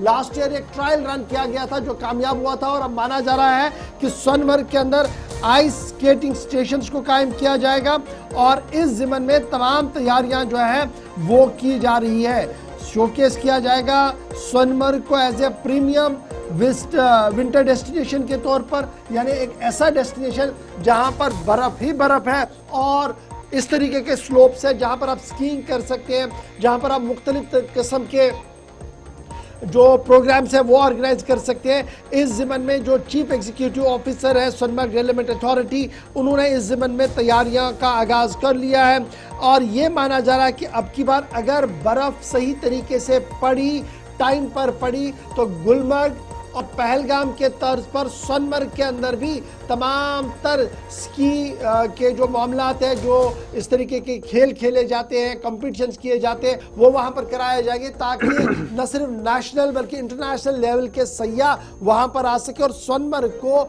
एक बार फिर रिवाइव किया जा सके। सीधे अपने नुमाइंदे सलीम वानी के पास चलेंगे, इस वक्त हमारे साथ ज्वाइन कर चुके सलीम। सोनमर्ग डेवलपमेंट अथॉरिटी, महकमा स्पोर्ट्स और जम्मू कश्मीर इंतजामिया अब की बार विंटर्स के दौरान काफी बड़े पैमाने पर प्रोग्राम को लेना चाहती है और ये कोशिश की जाए नई डेस्टिनेशन, जैसे सोनमर्ग का जिक्र आया तो सोनमर्ग डेवलपमेंट अथॉरिटी मैदान में है, दूध पथरी में भी इसी तरीके की बात हो रही है कि वहां पर भी विंटर्स के अंदर जो है वो सैयाह है, स्कीइंग हो बल्कि स्नो फेस्टिवल्स को करवाने की भी बात हो रही है। तो ये जो गर्मियों में हमारे पास सैयाह आते हैं, अब सर्दियों में भी सैयाह है, इस ज़िम्मन में ये जो नई पहल की जा रही है कितनी कारामद साबित होगी। और सोनमर्ग जैसे डेस्टिनेशन की जब हम बात करते हैं जो काफी ठंडा रहता है, कट ऑफ भी बहुत सारे वक्त के लिए रहता है, वहां पर किस तरीके की तैयारी और कितना जोश है एडमिनिस्ट्रेशन के अंदर, आबादी ताजिर इसको कैसे देख रहे हैं? जी बिल्कुल गवर, जो सोनमर्ग की बात अगर करें, सोनमर्ग में जो माजी से लोग, जो वहाँ की जो ट्रेडर्स बॉडी है, होटलर्स है, उनका यही कहना था हर बार कि सोनमर्ग को इन चीजों से नजरअंदाज किया गया था। लेकिन इस बार जो वहाँ की जो डेवलपमेंट, जो उन्होंने ये स्नो स्केटिंग का जो वहाँ पे प्रोग्राम करना है, मेरी बात भी हुई थी सीईओ सोनमर्ग डेवलपमेंट अथॉरिटी से। उन्होंने ये कहा है कि अभी हमको 10 से 12 दिन लगेंगे, 10-15 दिन लगेंगे कि जो रिंग्स बनाने हैं स्नो स्केटिंग के लिए, वो उसके बाद हम ये प्रोग्राम स्टार्ट करेंगे। उसके साथ साथ इस बार जो स्नो स्कीइंग का जो कोर्स होता है वो भी करेंगे, जो उनका माउंटेनिंग ग्रुप है उसके कोलैबोरेशन में, वो भी इनका इस बार प्रोग्राम है। लेकिन सोनमर्ग में इस बार थोड़ा काम जो ये हुआ कि सोनमर्ग में जो सैनिटेशन का प्रोग्राम था उसमें भी काफी हद तक काम हुआ है, क्योंकि सोनमर्ग में बहुत सारी शिकायतें आती थी कि सोनमर्ग के जो मैदानी इलाके हैं वहां पे जो गोडों का ये होता है, बाकी चीजों का होता है, तो वो तो क्लियर हुआ है। लेकिन सोनमर्ग में इस बार अगर बर्फ गिरी, लेकिन उसके साथ साथ गौर साहब यहाँ पे ये भी कहना चाहता हूँ कि जो सोनमर्ग का टनल का मामला है या हंग का मामला है, कि अगर माजी में देखा जाए, जब 2 साल पहले डिविजनल कमिश्नर कश्मीर पुलिस साहब थे, उन्होंने कहा था कि हंग के साथ साथ हम टनल को भी यूज करेंगे। लेकिन इस बार अभी तक ये फैसला नहीं हुआ, क्योंकि टनल की जो इनाग्रेशन होने वाली थी अक्टूबर 28 को, जो अभी तक हुई नहीं है।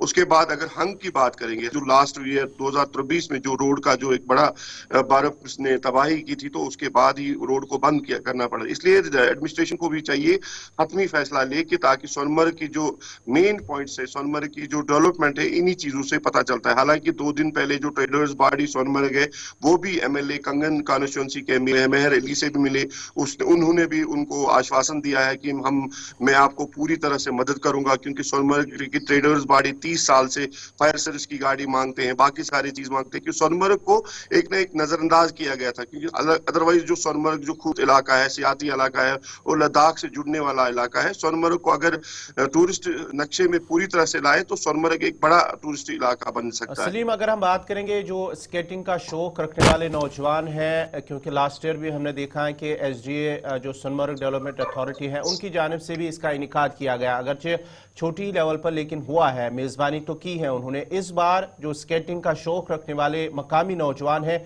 उनके अंदर क्या कुछ, वो कितने एक्साइटेड है इसको लेकर, और साथ ही साथ ये भी माना जाता है न सिर्फ ये मकामी बल्कि जो सैयाह आने वाले हैं स्केटिंग, उन्हें और आलमी सतह पर एक नई पहचान मिलेगी सोनमर्ग को इस स्केटिंग के इवेंट से। बिल्कुल गवर्नर, जो सोनमर्ग डेवलपमेंट ऑफिसर है सोनमर्ग डेवलपमेंट अथॉरिटी के, उसका यही कहना है कि हमको जो रिंग्स बनाने पड़े वो और बनाने पड़े, इसीलिए कि जो लास्ट टाइम हमको इसको पार्टिसिपेशन हुई थी, इस बार हम जो लोकल्स है, चाहे जम्मू कश्मीर के या इंटरनेशनल या नेशनल कंट्री से भी जो आएंगे, उनको भी हम पार्टिसिपेट करने के लिए मौका देंगे।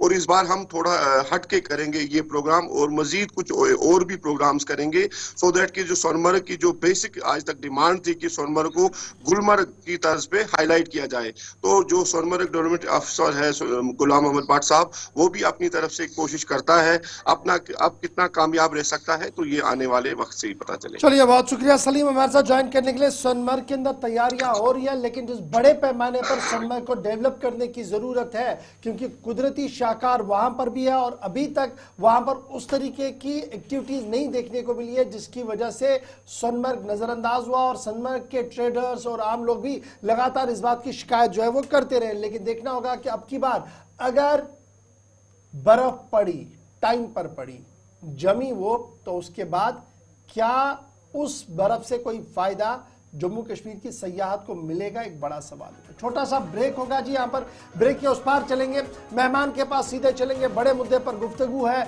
और आज 31वीं किस्त है जी इस प्रोग्राम की और आज थोड़ी सी और गुफ्तगू को आगे बढ़ाएंगे। उसके बाद जब आएंगे तो आपको बताएंगे कि जनाब जो नेशनल हेल्थ मिशन है उन्होंने रैंकिंग अपनी जारी कर दी है अस्पतालों के हवाले से, किस अस्पताल की क्या रैंकिंग है वो भी आपको बताएंगे। रात किस तरीके से वादी की गुजरी है उस पर भी बात करेंगे और फटाफट से आपकी फोन कॉल्स को भी शामिल प्रोग्राम करेंगे। आखिरी पड़ाव पर हमें बैक टू बैक मैंने मरहला आपको बता दिया, छोटा सा ब्रेक के बाद इन तमाम मरहलों पर गुफ्तगू होगी।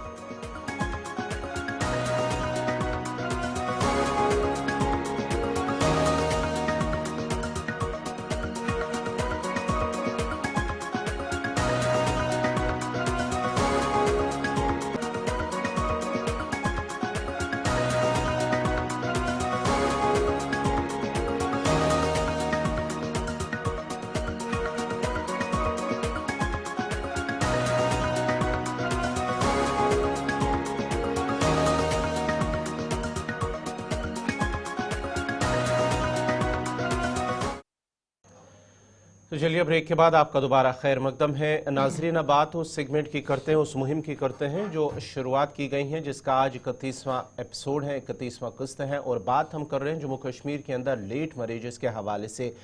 वजूहात तो बहुत हैं, चाहे रसूमात की बात कर रहे हैं और साथ ही साथ जो नौजवान लड़के लड़कियां करियर को लेकर, तालीम को लेकर, वो भी एक वजह मानी जाती है और उसके साथ साथ ही कुछ दीगर वजूहात भी है जो लेट मरीज़ का बायस बन सकती है। और कुछ मेहमान भी हमारे साथ अपने जितने भी आज तक जुड़े हैं उन्होंने अपनी राय रखी है और उस पर बात भी रखी है कि किस तरह से इसे काबू किया जा सकता है। लेकिन अब ये लोगों तक है कि किस तरह से इसे वो अपनाएं और ज़मीनी सतह पर इस पर काम करें ताकि जो लेट मरीज़ की शरह इस वक्त जम्मू कश्मीर के अंदर है वो बढ़े ना, उस पर काबू पाया जा सके। आज के जो मेहमान हमारे साथ हैं किसी तारुफ के मोहताज नहीं है, मुफ्ती अब्दुल लतीफ़ कुरैशी साहब हमारे साथ जुड़ चुके हैं। मुफ्ती साहब आपका बहुत बहुत शुक्रिया प्रोग्राम में जुड़ने के लिए। बात हम लेट मरीज़ की कर रहे हैं जम्मू कश्मीर के अंदर। रसूमात भी एक अहम वजह है जिसकी वजह से लेट मरीज़ होती हैं या कि फिर शादी होती ही नहीं है। उम्र की हद जो शादी की होती है वो पार हो जाती है, 45, 50, 40 के पार भी होती हैं, तब भी शादी नहीं हो माना जाता है। एक तो रसूमात है जो फजूल खर्ची होती हैं शादी ब्याह के मौके पर, वो भी सबसे बड़ी अहम वजह मानी जाती है। और दूसरी बात जो नौकरियों की तलाश में है और अक्सर नौजवान लड़के या लड़कियां कहते हैं कि पहले हमें सरकारी नौकरी वाला चाहिए, प्राइवेट नौकरी वाला नहीं बल्कि सरकारी नौकरी वाला चाहे, उसके पास बंगला, गाड़ी और साथ ही साथ दीगर चीज़ें भी होनी चाहे, उसके बाद ही हम शादी करेंगे। लेकिन उस जब तक वो नौजवान लड़का या लड़की उसके पास ये सब चीज़ें होती तब तक उसकी उम्र पार हो जाती है शादी की। ओवरऑल अगर हम बात करेंगे वजूहात तो बहुत सारी हैं, लेकिन इस पर काबू कैसे पाया जाए? उलमा की क्या जिम्मेदारी है, वालिदैन की क्या जिम्मेदारी है, या जो लड़के या लड़कियां हैं जिनकी शादी होनी है उनकी क्या कुछ जिम्मेदारी बनती है? जी बहुत बहुत शुक्रिया आपका वक्त देने के लिए। अल्हम्दुलिल्लाह वकफ़ा वसलामुन अला इबादिहिल्लज़ीना इस्तफ़ा अम्मा बाद। अल्लाह ने पूरी कायनात को और हर चीज़ को पैदा किया है और उनके लिए जीने का ज़ाब्ता और तरीक़ा भी बता दिया है कि कैसे जीना चाहिए। जी हमारी प्रॉब्लम ये है कि हम अल्लाह के जो हुक्म हैं उनसे इस्तिफ़ादा नहीं करते और उनसे रहनुमाई हासिल नहीं करते। जब हम ऐसा नहीं करते तो फिर परेशानियाँ होती हैं। जाहिर सी बात है, अगर शुरू ही से हम अल्लाह के हुक्मों को लेकर चलें और जहाँ से बीमारी का आगाज़ होता है, जहाँ से कोई प्रॉब्लम खड़ी होती है, वहीं उससे पहले ही हम रहनुमाई हासिल कर लेते तो ये परेशानियाँ हमारे लिए खड़ी ना होती। आज जहाँ बहुत सारे मसाइल हैं वहाँ एक ये लेट मैरिज और जो ताख़ीर से जो शादियाँ होती हैं, ज़ाहिर सी बात है ये बहुत बड़ा गंभीर मसला है और इस पर हम सबको बड़ा फ़िक्रमंद होना चाहिए और इसके लिए कोशिश करना चाहिए। इस मौका पर मुझे सय्यदना हज़रत अली रज़ियल्लाहु ताला अन्हु करमल्लाहु वजहहु उनका एक इरशाद जो आपसे अल्लाह के रसूल सल्लल्लाहु ताला अलैहि वसल्लम ने फरमाया था, या अली ए अली सलासुन ला तुअख्खिरुहुन्ना, 3 चीज़ों में देर मत किया करो। एक फरमाया था अस्सलातु इज़ा अतत, नमाज का जब वक्त हो जाए तो उसको पढ़ लिया करो, उसमें ताख़ीर न किया करो। और फरमाया था वल जनाज़तु इज़ा हज़रत, और जनाजा जब हाजिर हो उसमें भी लेट नहीं करना चाहिए, उसको भी पढ़ दिया करो। और फरमाया वल अय्यिमतु इज़ा वजदत लहा कुफुआ, और आपकी बेटी या बहन हो और उससे के लिए मुनासिब जोड़ा मिल जाए तो उसमें भी ताख़ीर नहीं करना चाहिए।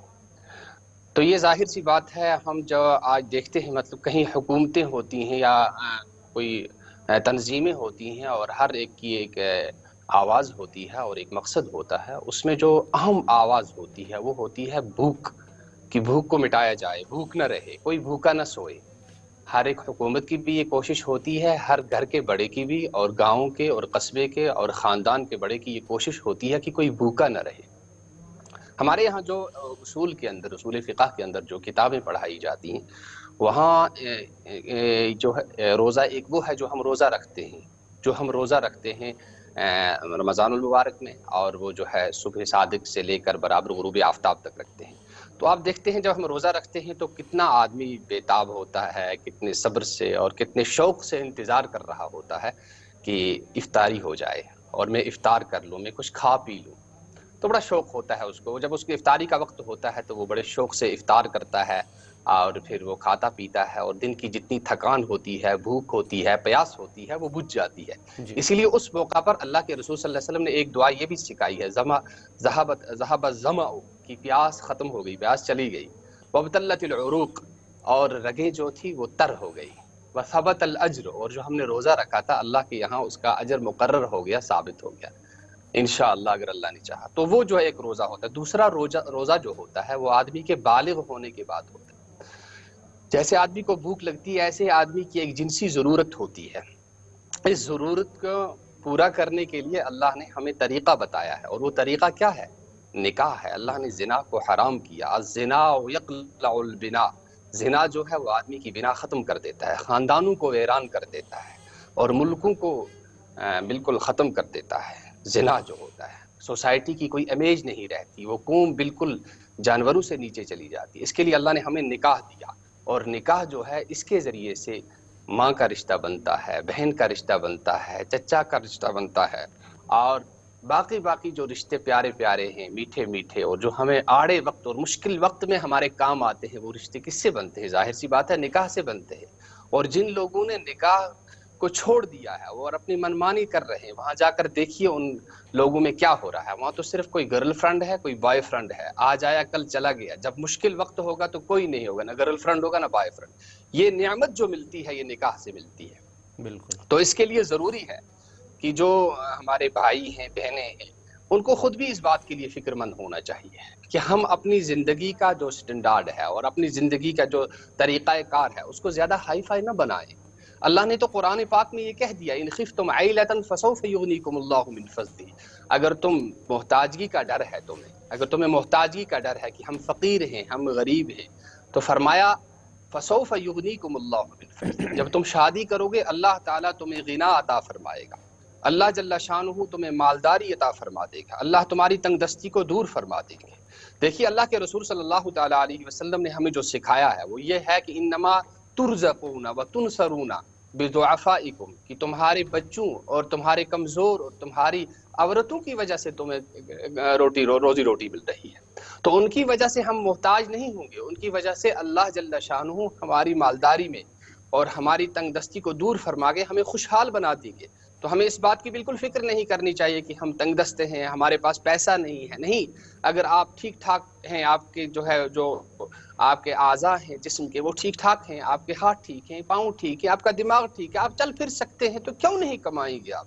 अल्लाह ने तो आपको बहुत बड़ी दौलत दी है, आप मेहनत कीजिए ना, आप सुस्त मत हो जाइए ना, आप मेहनत के आदी बनाइए अपने आप को कि जिंदगी के मैदान में आप हर जहाँ इबादत में और जो है रियाजत में, इसी तरह रोजगार के हलाल रोजगार के कमाने में, हलाल रोजगार के कमाने में मेहनत करना, ये तो बहुत बड़ी इबादत है, ये तो बहुत बड़ी इबादत है। अल्लाह के रसूल सल्लल्लाहु ताला अलैहि वसल्लम ने उस शख्स के हाथ को चूमा है अपने मुबारक होंठों से जिसने रोजगार कमाते कमाते अपने उनके वो हाथों में आबले पड़ गए थे, तो आप सल्लल्लाहु ताला से उसको चूमा, तो कितनी बड़ी नसीहत है हमारे लिए। तो हम कहते हैं हमें शुरू ही से सब कुछ मिल जाए, देखिए ये जो है ये एक गलत ख्याल है। गलत ख्याल है। अल्लाह भेजते हैं लेकिन आहिस्ता आहिस्ता भेजते हैं ना, मेहनत करनी पड़ेगी। ये कोई जन्नत थोड़ा ही है कि बस जो हम मांगे वो हाजिर होगा। ये तो दुनिया है, अल्लाह ने दुनिया में हमें भेजा ही है मेहनत के लिए।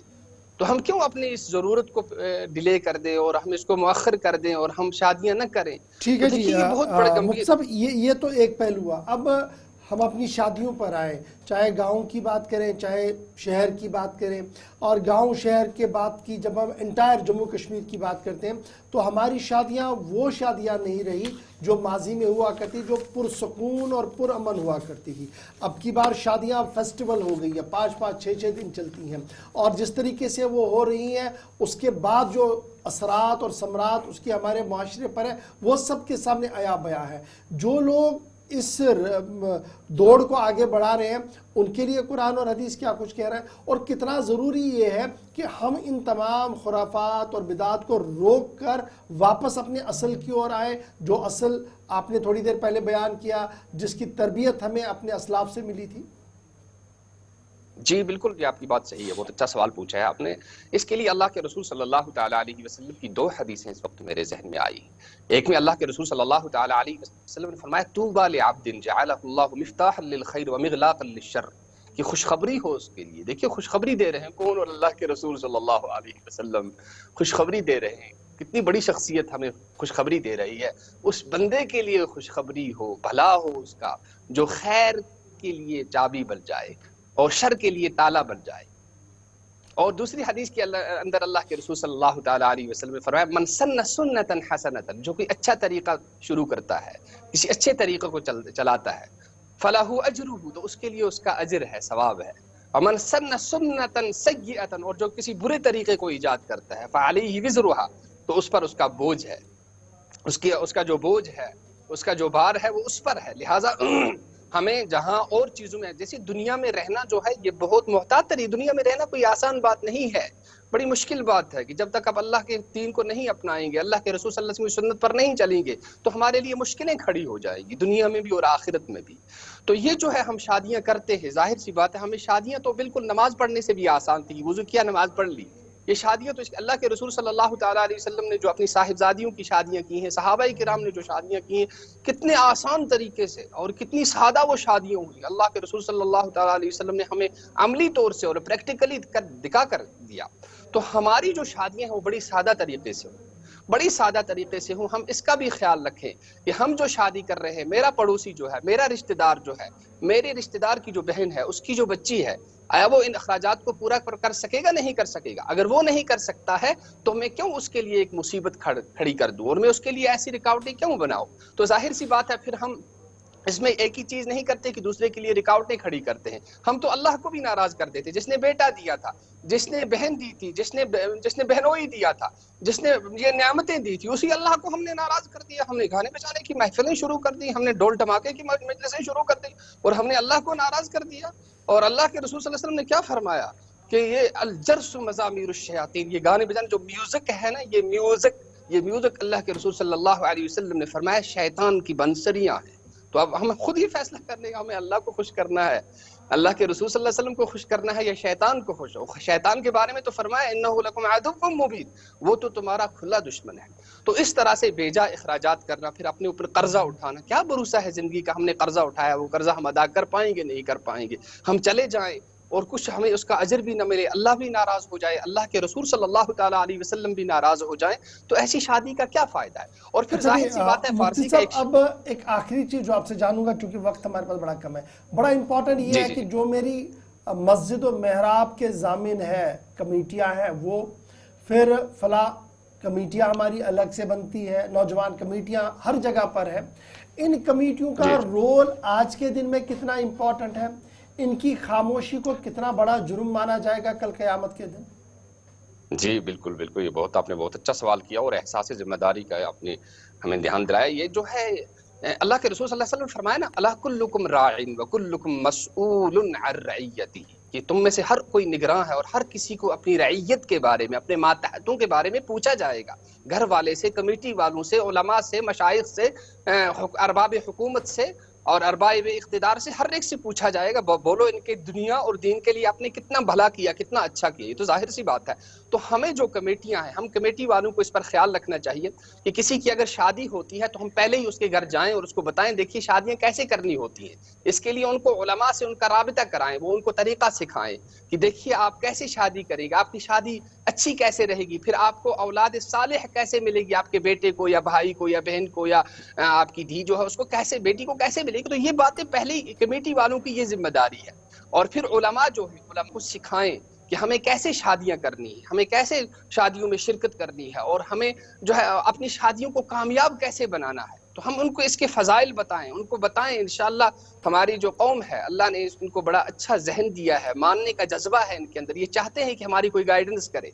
अब कभी कोताही हो जाती है उधर से या इधर से, तो वो कोताही को अल्लाह माफ करने वाले, लेकिन आइंदा हम इसका बड़ा अच्छी तरह से इसकी ठान ले, आज़म मुसम्मम करे कि जब शादी होगी, जैसे हम शादी के मौका पर अपने उस बावर्ची के पास, वाजे के पास, वाजवान वालों के पास जाते हैं और उनसे बताते हैं हमारे क्या क्या मसाले लाने हैं, क्या क्या वैरायटीज लानी है, इसी तरह से हम उलमा के पास जाएं और उलमा हमें बताएं कि कैसे शादियां होगी। जब वो रहनुमाई करेंगे, उलमा की रहनुमाई होगी और उनकी जो है निगरानी होगी, तो जाहिर सी बात है हमारी जो शादियां हैं बिल्कुल आसान हो जाएगी। और हमें चाहिए कि हम इसको बताएं बार बार। जो है हमें जो है एक कहावत है या रिवायत है, अव्वलु नासिन अव्वलु नासिन, कि इंसान के अंदर भूल का मादा भी रखा है अल्लाह ने, कि आदमी भूल जाता है। तो इसके लिए क्या है, वज़क्किर, याद दहानी कीजिए, नसीहत कीजिए। तो बार बार हमें ये चीजें बोलनी चाहिए कि इस्लाम एक ज़ाबिता हयात है, जिंदगी के उठने बैठने का, और जिंदगी का कोई भी शोबा नहीं है और कोई मसला नहीं है जिसका सलूशन, जिसका हल और जिसका जवाब दीन इस्लाम के अंदर ना हो। तो हमें बार बार ये चीजें बोलनी है और आपस में डिस्कस करनी है ताकि हमें भूले ना।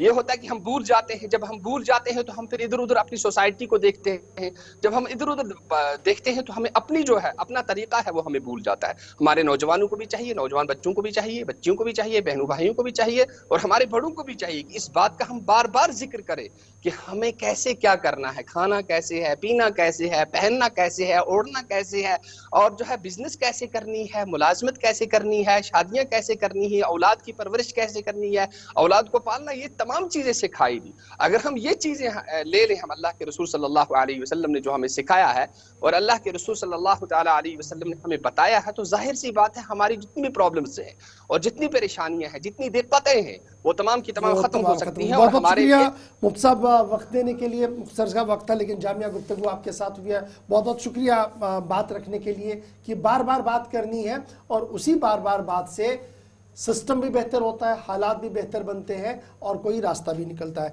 जनाब, प्रोग्राम का वक्त अपने आखिरी पड़ाव पर है, फटाफट से दो खबरें आपके सामने रखेंगे। एक NHM की रैंकिंग आई है और उसके बाद मौसम का मिजाज आपके सामने रखेंगे। पहले जम्मू कश्मीर NHM की रैंकिंग सामने आई है और वो रैंकिंग ये बता रही है कि किस तरीके से सेहत के शोबे में कौन सा महकमा, कौन सा इदारा, कौन सा अस्पताल कहाँ पर है, और ये रैंकिंग रात देर गई जारी कर दी गई है। और सबसे अहम और बड़ी खबर कि government medical college Kathua GMC ranking में सबसे पहले है और डिस्ट्रिक्ट अस्पताल की रैंकिंग में भी डिस्ट्रिक्ट अस्पताल किश्तवाड़ अब की बार बाजी मार चुका है। CHC रैंकिंग में सबसे बेहतर मर्ड की CHC आई है। कल बाज़ाब्ता तौर पर JK-E-SAHAJ जो है वो रैंकिंग फॉर्मल जारी कर दी गई है 4 नवंबर 2022 को, जिसके तहत ये साफ कर दिया गया है कि डिस्ट्रिक्ट अस्पताल, कम्युनिटी हेल्थ सेंटर और दीगर जो इदारा जात है वहाँ पर रैपिड असेसमेंट सिस्टम के तहत जो 104 सेंट्रलाइज्ड हेल्पलाइन है उसके तहत और दीगर पोर्टलों के तहत जो डाटा सामने आया है, उस डाटे के मुताबिक गवर्नमेंट मेडिकल कॉलेज, एसोसिएटेड अस्पताल, गवर्नमेंट मेडिकल कॉलेज की जो रैंकिंग है वो कुछ इस तरीके से है कि गवर्नमेंट मेडिकल कॉलेज कठुआ पहले नंबर पर, गवर्नमेंट मेडिकल कॉलेज उधमपुर दूसरे नंबर पर, गवर्नमेंट मेडिकल कॉलेज रजौरी तीसरे नंबर पर, गवर्नमेंट मेडिकल कॉलेज अनंतनाग चौथे और गवर्नमेंट मेडिकल कॉलेज बारामुल्ला 5वें नंबर पर है। तो ये 5 रैंकिंग्स आई है। इसी तरीके से डिस्ट्रिक्ट अस्पताल रैंकिंग में डिस्ट्रिक्ट अस्पताल किश्तवाड़ पहले नंबर पर है, अस्पताल जनाब डिस्ट्रिक्ट अस्पताल शोपियां दूसरे नंबर पर, डिस्ट्रिक्ट अस्पताल बडगाम तीसरे पर, डिस्ट्रिक्ट अस्पताल सांबा चौथे पर और डिस्ट्रिक्ट अस्पताल रियासी 5वें नंबर पर आ चुका है। और CHC यानी कम्युनिटी हेल्थ सेंटर की रैंकिंग भी सामने आई है। CHC मड पहले पर है, CHC मड के बाद CHC पखरपोरा दूसरे पर, CHC बिलावर तीसरे पर, CHC बटोट चौथे पर और CHC बानिहाल 5वें नंबर पर आई है। तो इस तरीके से अस्पताल रैंकिंग जो जारी कर दी गई है वो सामने आई है और ये रैंकिंग माह नवंबर की सामने रखी गई है। चलिए नाजरीन, ये थे सेहत के हवाले से। अब जरा बढ़ते हैं आगे, बात जरा अब मौसम की भी करते हैं, क्योंकि इस बार माना जाता है कि सर्दियों में इजाफा हो सकता है, क्योंकि एक नया असर जम्मू कश्मीर के अंदर मौसम में आने वाला है और ला नीना की पेशनगोई की गई है, जिसमें माना जाता है कि सर्दी में इजाफा हो रहा इस असर से। और कहा जाता है कि ये खित्ता इस मौसम सरमा में शदीद बारिश के साथ साथ तवील सर्दी की भी वो महसूस की जाएगी जम्मू कश्मीर के अंदर इस बार। लेकिन अगर हम बात करेंगे जम्मू कश्मीर के मौजूदा मौसम के हवाले से, तो ये तस्वीरें जो है ये श्रीनगर की हैं कि सुबह सुबह से किस तरह धुंध छाई रही है और उसके साथ साथ ही सर्दियों में भी इजाफा, शबाना दर्जा हरारत के साथ साथ ही अब जो सुबह सुबह दर्जा हरारत है उसमें भी नुमाया कमी नजर आ रही है, क्योंकि वादी कश्मीर के अंदर जो पहाड़ी इलाके हैं वहाँ पर हल्की बर्फबारी हुई है और उसका असर जो है दीगर शहरी इलाकों में भी देखा जा रहा है। लेकिन जिस तरह से जो मरकजी महकमे मौसमियात है उनकी जानिब से कहा गया है कि ला नीना का असर जो है वो आने वाले वक्त में यानी कि दिसंबर के वस्त में जम्मू कश्मीर के अंदर देखने को मिलेगा और उस असर से जम्मू कश्मीर के अंदर एक तो बारिशें ज़्यादा होगी और उसके साथ साथ ही सर्दियों में भी इजाफा होगा। और इस वक्त अगर हम मौसम की बात करेंगे गुज़िश्ता शब के मौसम के हवाले से वादी कश्मीर के अंदर, तो श्रीनगर के अंदर दौरान शब का जो दर्जा हरारत वो -1.3 डिग्री सेल्सियस रिकॉर्ड किया गया है। उसके साथ ही काजीगुंड के अंदर -1.8, कुपवारा के अंदर 0.5, पहलगाम के अंदर 0.3, गुलमर्ग के अंदर -2.6 डिग्री सेल्सियस रिकॉर्ड किया गया है। और उसके साथ साथ ही सोनमर्ग की बात करेंगे तो -3.2 डिग्री सेल्सियस, कोकरनाग के अंदर 0.4, पुलवामा में -3.8, बडगाम के अंदर -2.9 और शुपियां के अंदर -4.7 डिग्री सेल्सियस रिकॉर्ड किया गया है। ये वादी कश्मीर के अंदर जो मनफी दर्जा हरारत रात का रहा है उस सिलसिले में। उसके साथ साथ ही अगर हम सूबे जम्मू की बात करेंगे, सूबे जम्मू के अंदर भी दर्जा हरारत जो है, जम्मू के अंदर रात का दर्जा हरारत 9.5 डिग्री, बानिहाल के अंदर 1.4 डिग्री और उसके साथ ही भद्रवाह के अंदर 1.6, कटरा के अंदर 9.8, किश्तवाड़ के अंदर 5.2 डिग्री सेल्सियस रिकॉर्ड किया गया है शबाना दर्जा हरारत। उसके साथ साथ ही सांबा की बात करेंगे तो सांबा के अंदर 6.6 डिग्री, पूंछ के अंदर 5.2, करगिल के राजौरी के अंदर 4.0 और करगिल और लेह के अंदर मनफी, लगातार करगिल के अंदर -11.0 डिग्री सेल्सियस और लेह के अंदर -8.6 डिग्री सेल्सियस रिकॉर्ड किया गया है। तो नाजरीन, ये थी मौसम के हवाले से खबर। लेकिन आज सलाम जी के प्रोग्राम में आपसे हम माजरत ख्वाह हैं, क्योंकि आज आपकी हम फ़ोन कॉल्स इस प्रोग्राम में शामिल नहीं करेंगे, लेकिन उम्मीद करते हैं और साथ ही साथ आपसे वादा करते हैं कि कल इसी प्रोग्राम सलाम जी के में आपकी फ़ोन कॉल्स इस प्रोग्राम में हम शामिल करेंगे। लेकिन आप गुलिस्तान न्यूज़ के साथ दिन भर देखते रहे गुलिस्तान न्यूज़, क्योंकि गुलिस्तान न्यूज़ पर खबरों, तज्ज़िया और तबसरों का सिलसिला जारी रहेगा। हमें दीजिए इजाज़त, कल आपसे दोबारा मुलाकात होगी 8:35 पर। तब तक के लिए अपना ख्याल रखें।